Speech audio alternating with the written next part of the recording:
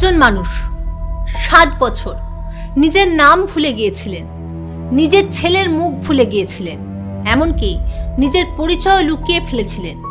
কারণ একটা ভুল মানে সরাসরি মৃত্যু। ইতিহাস তাদের মনে রাখে যারা যুদ্ধের ময়দানে তরবারি চালায়, কিন্তু ইতিহাস প্রায় ভুলে যায় তাদের যারা অন্ধকার ঘরে বসে সেই তরবারির ধার ঠিক করে। আজকের গল্পটা কোনো কাল্পনিক সুপারহিরোর নয়, এটা এক চরম বাস্তবের, চরম ধৈর্যের এবং এমন এক মানুষের গল্প যাকে মিডিয়া বলে ভারতের জেমস বন্ড, ভারতের জাতীয় নিরাপত্তা উপদেষ্টা অজিত কুমার দোভাল। কিন্তু বাস্তব কি সত্যি এত গ্ল্যামারাস? না, তার অস্ত্র ফ্ল্যাশি গ্যাজেট নয়, অসীম ধৈর্য, নিখুঁত মনস্তাত্ত্বিক কৌশল আর মানুষের তৈরি এক গোপন জাল। ভিডিও শেষ পর্যন্ত থাকুন, কারণ এই গল্পের সবচেয়ে জটিল প্রশ্নটা আসবে একদম শেষে। তিনি নায়ক নাকি বিতর্কিত এক ক্ষমতাধর? ইসলামাবাদের পিচগলা রাস্তায় জ্বলছে 45 ডিগ্রির নিষ্ঠুর সূর্য, কিন্তু তার চেয়েও উত্তপ্ত ছিল কাহুটার সেই পরমাণু গবেষণাগার, যার ভেতরে লুকিয়ে ছিল এক গোপন মরণযজ্ঞ। রাস্তায় বসে থাকা এক ভিখারিকে কেউ কয়েন ছুঁড়ে দিচ্ছিল, কেউ নোংরা ভেবে ধাক্কা দিয়ে সরাচ্ছিল। এই কাহিনী অনুযায়ী ইনিই ছিলেন তরুণ অজিত দোভাল, আর এটাই ছিল ভারতীয় গোয়েন্দা ইতিহাসের সবচেয়ে খতরনাক মিশন, অপারেশন কাহুটা। 1974 সালে ভারত পোখরানে সফল পরমাণু পরীক্ষা করার পর পাকিস্তানের তৎকালীন প্রধানমন্ত্রী জুলফিকার আলী ভুট্টো যেদি ঘোষণা দেন, আমরা ঘাস খাবো, না খেয়ে মরে যাব, তবু বোমা বানাবই। এই প্রজেক্টের দায়িত্ব পান ডক্টর আব্দুল কাদির খান। পাহাড়ি অঞ্চল কাহুটায় গড়ে ওঠে দুর্ভেদ্য দুর্গ, খান রিসার্চ ল্যাবরেটরিজ। ভেতরে কি হচ্ছে জানার উপায় ছিল না। আন্তর্জাতিক মঞ্চে পাকিস্তানকে থামাতে দরকার ছিল অকাট্য প্রমাণ, আর এই আত্মঘাতী কাজের ভার পড়ে দোভালের কাঁধে, কোনো ব্যাকআপ ছাড়া, একা। ভিখারির ছদ্মবেশ নেওয়া সহজ, কিন্তু বছরের পর বছর তা টিকিয়ে রাখা এক জীবন্ত নরক যন্ত্রণা। না খেয়ে থাকা, নর্দমার পাশে ঘুমোনো, পুলিশের লাঠি খাওয়া রোজকার বাস্তবতা।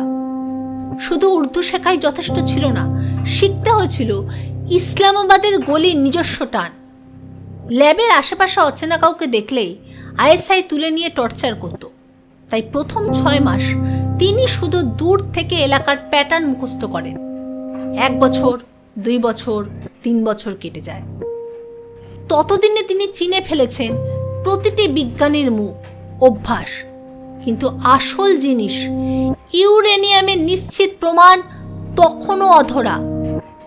ল্যাবের গেট থেকে 200 মিটার দূরে ছিল এক নাপিতের দোকান, যেখানে বিজ্ঞানীরা চুল কাটাতে আসতেন। সেখান থেকে আসে সেই আইডিয়া, ইউরেনিয়াম নিয়ে কাজ করলে তেজস্ক্রিয়তার কণা নিশ্চয়ই চুলে লেগে থাকবে। মাসের পর মাস অপেক্ষার পর একদিন সুযোগ আসে। নাপিত মুহূর্তের জন্য বাইরে যায়, আর দোভাল দ্রুততায় মেঝে থেকে তাজা কাটা চুল কুড়িয়ে কাপড়ের ভাঁজে লুকিয়ে ফেলেন। প্রমাণ ভারতে পাঠানো হয় প্রাচীন গোয়েন্দা কৌশল ডেড ড্রপে। এক নির্জন কবরস্থানের ভাঙা দেয়ালের ফোকরে চুলের প্যাকেট লুকিয়ে রাখা হতো, পরে তুলে নিতেন যোগাযোগকারী। 5ম বছরে বিপদ আসে। মসজিদে নামাজ পড়ার সময় এক বৃদ্ধ তার কানের ছিদ্র দেখে ফিসফিসিয়ে জিজ্ঞেস করেন, তুমি কি আগে হিন্দু ছিলে? এক মুহূর্ত না ঘাবড়ে জবাব আসে, হুজুর, আমি এতিম, ছোটবেলায় কানে ব্যথা হয়েছিল, হেকিম ফুটো করে দিয়েছিলেন। বৃদ্ধ বিশ্বাস করলেও বিপদ বুঝে তিনি সাথে সাথে চুল দাড়ি বড় করে নেন, মাথায় পাগড়ি বাঁধা শুরু করেন। কিন্তু এত সতর্কতার পরেও একদিন এমন মুহূর্ত আসে যখন গোটা মিশন আর তার জীবন দুটোই এক সুতোয় ঝুলে যায়। চুলের নমুনা ভারতের ল্যাবে পৌঁছালে নিশ্চিত হয় পাকিস্তান বোমা বানানোর শেষ ধাপে। ভারত এই প্রমাণ আন্তর্জাতিক মহলে পেশ করার সিদ্ধান্ত নেয়, আর তখনই তাকে ফেরার নির্দেশ দেওয়া হয়। কিন্তু ততদিনে আইএসআই সতর্ক, এয়ারপোর্ট, বাস স্ট্যান্ড, সব জায়গায় কড়া পাহারা। তিনি বেছে নেন এক অভাবনীয় পথ, আফগানিস্তানগামী এক মালবাহী ট্রাকের পেছনে, বস্তার নিচে সম্পূর্ণ লুকিয়ে। সারা রাত পাহাড়ি রাস্তায় ট্রাক চলে, এক ফোঁটা জল খাওয়ার সাহস নেই, সামান্য শব্দ মানেই সরাসরি টর্চার সেল। ভোরে চেকপোস্টে রেঞ্জার্স ট্রাক থামায়, ড্রাইভারকে জিজ্ঞাসাবাদ করে, কিন্তু ভাগ্যক্রমে মালের গভীরে তল্লাশি হয় না। ট্রাক সীমান্ত পার হয়ে যায়। 7 বছর পর তিনি ভারতের মাটিতে পা রাখেন, 2500-এরও বেশি দিন। এই সময় পরিবারকে একটা ফোনও করা যায়নি। ফিরে আসার পর তাকে চেনাই কঠিন ছিল। অপুষ্টিতে দাঁত ভেঙে গেছিল, মেরুদণ্ডের সমস্যা, চুল পড়ে গিয়েছিল। এই তথ্যের ভিত্তিতেই আমেরিকা ও ইউরোপ পাকিস্তানের উপর তীব্র চাপ তৈরি করে বলে দাবি করা হয়, যার ফলে তাদের পরমাণু কর্মসূচি প্রায় 1.5 দশক পিছিয়ে যায়।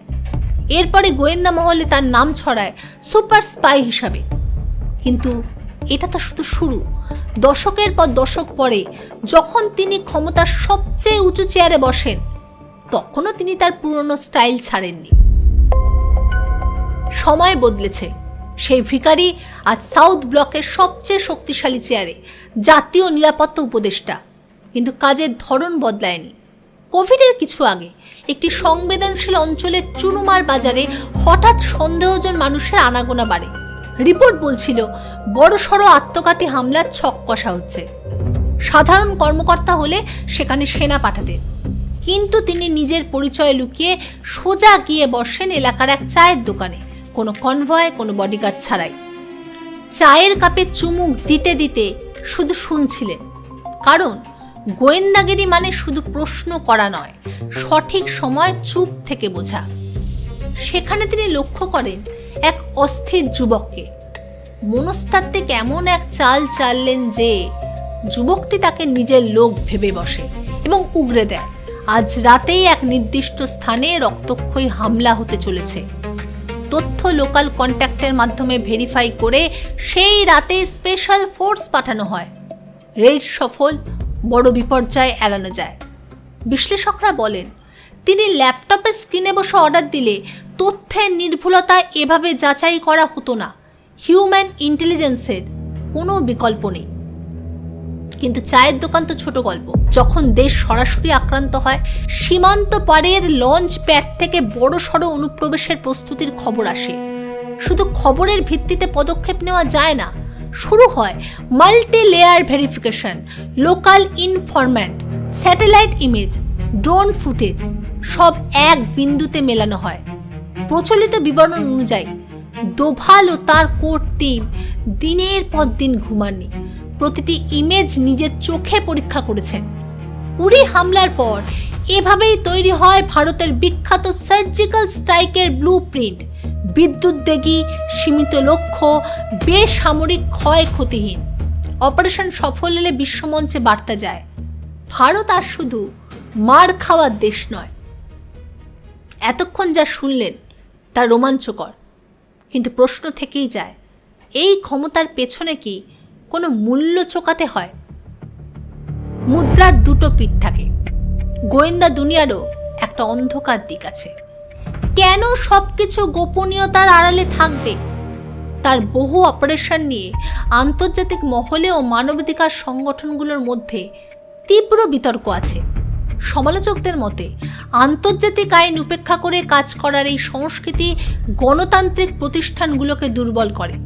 তার নীতি অবশ্য স্পষ্ট ও রূঢ়। জাতীয় নিরাপত্তা কোনো আইনি তর্কের বিষয় নয়, এটা দেশের অস্তিত্বের প্রশ্ন। একদল মনে করেন এই স্বাধীনতা না দিলে দেশ ধ্বংস হয়ে যাবে। অন্য দল মনে করেন জবাবদিহিতা না থাকলে রাষ্ট্র নিজেই স্বৈরাচারী হয়ে উঠবে। আর এই পুরো খেলার পেছনের মানুষটির ব্যক্তিগত জীবন। দেশ একজন নায়ক পায়, কিন্তু একটা পরিবার কি তার বাবাকে বা স্বামীকে ফিরে পায় সেভাবে? প্রাক্তন সহকর্মীদের ভাষ্যে বছরের পর বছর তিনি পরিবার থেকে দূরে থেকেছেন। পাকিস্তানের মাটিতে কাটানো 7টি বছর, যেখানে প্রতি মুহূর্তে মৃত্যুর ভয়। এই মানসিক চাপ একজন মানুষকে ভেতর থেকে কতটা ক্ষয় করে। তা কেবল তিনিই জানেন। ন্যাশনাল হিরো হওয়াটা তাই কোনো পুরস্কার নয়, এক আজীবন নীরব ত্যাগ। ভারতের জেমস বন্ড শুনতে দারুণ লাগে, কিন্তু সিনেমা আর বাস্তবের মধ্যে আকাশ পাতাল তফাৎ। জেমস বন্ডের গল্প শেষ হয় সিনেমা হলের পর্দায়, কিন্তু অজিত দোভালের মতো মানুষদের গল্প কখনো শেষ হয় না। তাদের কাজ শুরু হয় অন্ধকার ঘরে, শেষ হয় ইতিহাসের পাতায়, সাধারণ মানুষের চোখের আড়ালে। এই গল্পগুলো আমাদের একটাই শিক্ষা দেয়, দেশ চালানো কেবল রাজনৈতিক ভাষণ বা সস্তা দেশপ্রেমের কাজ নয়।